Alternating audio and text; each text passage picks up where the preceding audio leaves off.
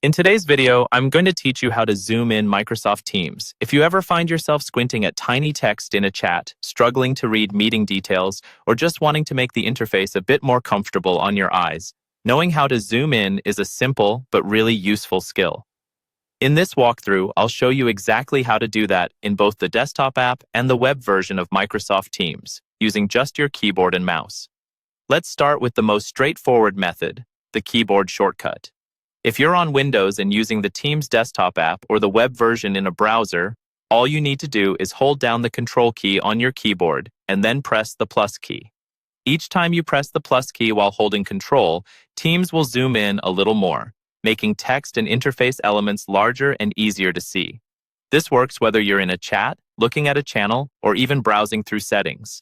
If you're on a Mac, the shortcut is almost the same, but instead of Control, you'll use the Command key. So, hold down Command and then press the plus key to zoom in. Again, each press increases the zoom level step by step. This is handy if you want fine control over how big everything appears, so you can stop as soon as it feels comfortable. Now, if you prefer using your mouse, there's another quick way to zoom in. On Windows, hold down the Control key and scroll your mouse wheel up. As you scroll upward, Teams will gradually zoom in, enlarging the content on your screen. This can feel a bit smoother than tapping the plus key repeatedly, especially if you want to move from very small to comfortably large in just a second or two.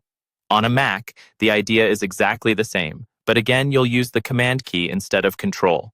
Hold down Command, scroll your mouse wheel up, and watch as Teams zooms in.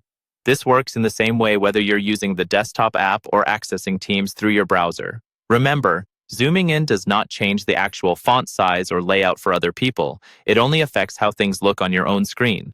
So feel free to adjust it whenever you need to reduce eye strain or make long messages easier to read.